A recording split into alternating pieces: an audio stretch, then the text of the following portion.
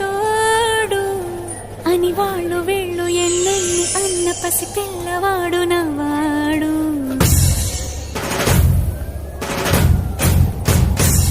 విడుముండోడు అని ఊరు వాడ అనుకున్న గాని మహారాజు నాకు నవ్వాడు.